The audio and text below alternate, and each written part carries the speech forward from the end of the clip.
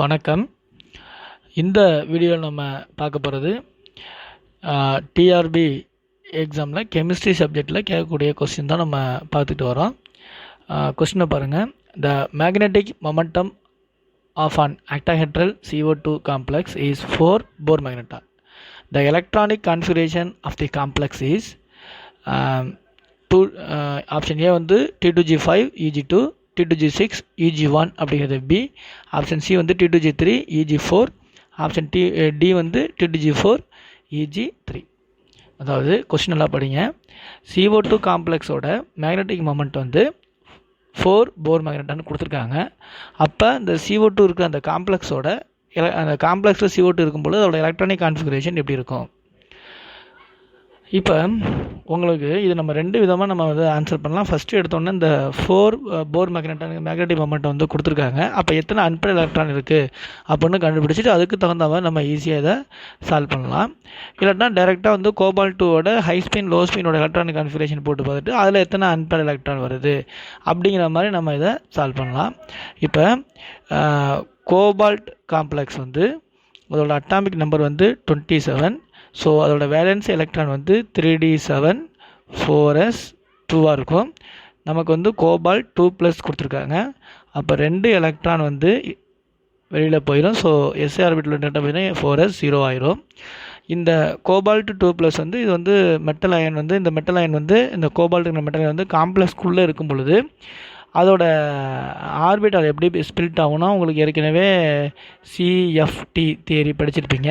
இந்த சிஎஃப்டி தியரியில் பார்த்தீங்கன்னாக்க D orbital வந்து ஆக்டாஹெட்ரல் காம்ப்ளெக்ஸில் 2ஆக ஸ்பிளிட் ஆகும்.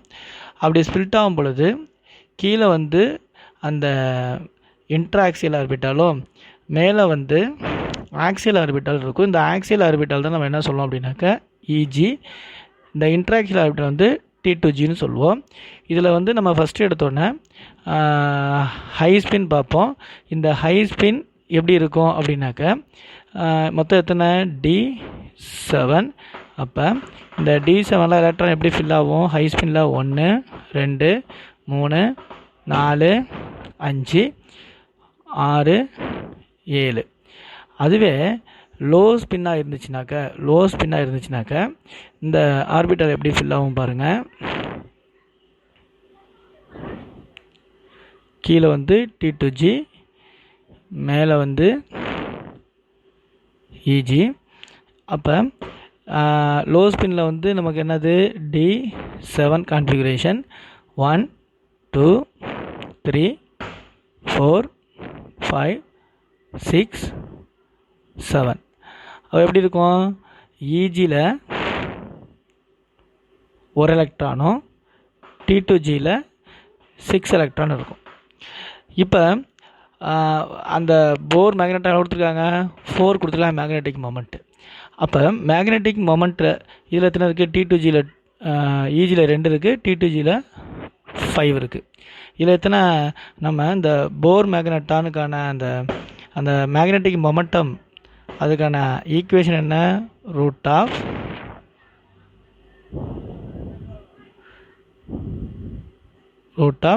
n × n+2. இங்கே என்னங்கிறது என்ன?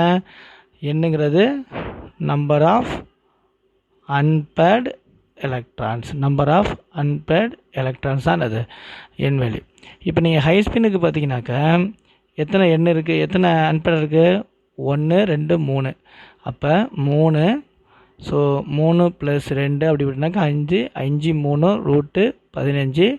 இது வந்து கிட்டத்தட்ட இதோட வேல்யூ வந்து 4 கிட்ட இருக்கும். அதே நீங்கள் எங்கே பார்த்தீங்கன்னாக்க ரூட் ஆஃப் எத்தனை ஒரே ஒரு எண் இங்கே எத்தனை n = 1 இருக்கும். ஸோ 1 × 1+2 √3 இருக்கும். இது வந்து அது கண்டிப்பாக 4 கிட்ட வராது. ஸோ இந்த கான்ஃபிகரேஷன் தான் கரெக்டான கான்ஃபிகரேஷன். ஸோ T2G5 EG2 இருக்கிற இந்த configuration, that is option A is the correct answer.